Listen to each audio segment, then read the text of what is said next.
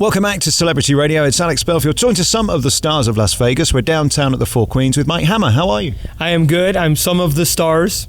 Well, you are a big star, and let me tell you, I've seen 52 shows, I think, in the last 3 weeks, and this is one of my favourites. Congratulations. You're an amazing personality, and this is what Vegas was built for. I need you.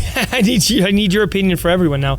No, I like it. It's I've been downtown here for a long time, almost 8 years now, and it's fun.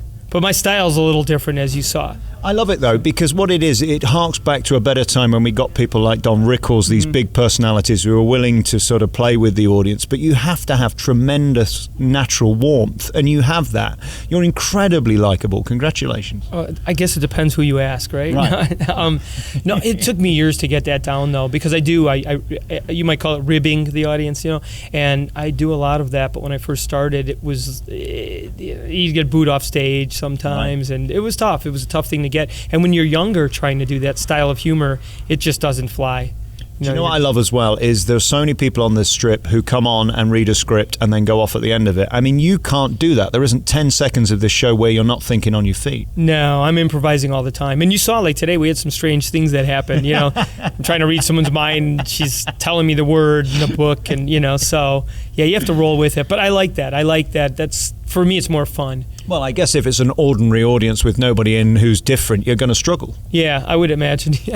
I've seen it happen with other people, where I'm very good at improvising. So, I have a baseline of where I want to go with it, direction, but it's a lot of improvisation. So what I also love is under all the shtick and all the nonsense that you do within the show is a great magician, a great artist who has obviously spent a long time doing what you do. It's beautifully crafted, and you sort of make the mayhem look as if it's all sort of falling apart, but of course that's great rehearsal. Yeah, I'm glad you noticed the magic. I get so many people, he's the best comedian, and I did some magic there too, did you notice? But yeah, I do have that. I mean, basically that's the backbone for the show, is the magic, so but the comedy's all built around that. It's beautiful. And then here we are downtown. I mean, this is another sort of area of Vegas that's completely different to what they've created when you go mid-strip or if you go near Wynn. It has its own flavor down here, doesn't it? Yes, old. No, this is actually Vegas. Well, they started out down here originally, Fremont Street, this whole area. It was, Bugsy Siegel, and they had all the El Cortez. I mean, these are old casinos down here. And they've brought it up to modern times, so they've redone a lot of it. But it still has an old feel, I think. It's got newer things, but it feels vintage a little bit.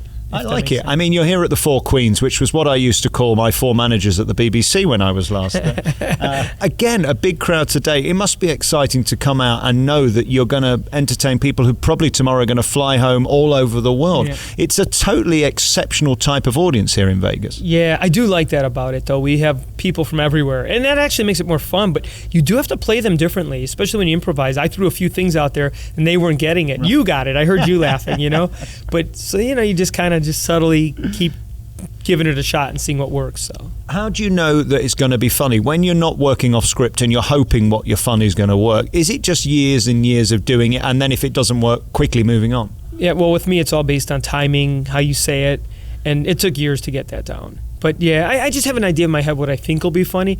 Sometimes things will miss, but I'm moving so fast that you forget about that. So how exhausting is it doing this type of show? Because again, it would be far easier if you just did 50, 60, 70 minutes of rehearsed material. Yeah, it's a little more challenging. You cannot just show up. You have to think constantly. And so by the time you're done, you're like, I'm a little tired now. But I like it that way. I mean, my brain the problem is my brain doesn't stop thinking that way. Right. I'm like that all the time. And the people I work with hate me.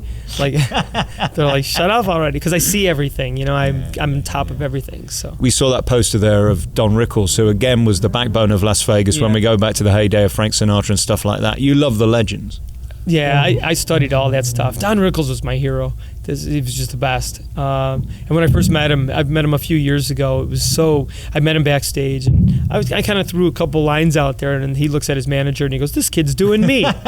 So it was pretty funny, though. And it's that thing. He was known as Mr. Warmth, and you have to have that. Yeah. If they don't like you, you just come off as rude and offensive and an asshole, really. Yeah, and I have been that too. Not tonight, but yeah. Yeah, it all depends. You have to.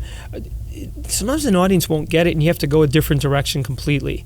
So I'm able to do that as well if I need to. So I love how you combine the two of the magic, which of course is one of the things that is the most popular here, and the comedy too. It's so refreshing to see someone who's different in a town that, let's face it, has a lot of the tricks. I just saw Masters of Illusions last night, which was one of the most boring old-fashioned magic shows I've ever seen. And isn't it funny how you can have that big showroom, that big production, yet one man on a stage is more compelling? I love that about Vegas. Yeah, I always think about that though, because I'm like, I'm just a guy here, a little guy on this stage, and but I have a big personality, and I think every day I just make sure I'm doing it for the audience. You have to know these people took a day out of their 3-day trip, maybe 2 days in some cases, to see you. So, I try and give it my all every show. When you see somebody like you, it is mesmerizing, and this is what Vegas should do more of, really. Find unique personalities and celebrate them as they do here at the Four Queens. Congratulations. Mike Hammer's here every day at 7, and a really beautiful act, and my favorite show downtown this year. Congratulations. Thank you very much for having me. Thank you so much. Thank you very much. You're too kind.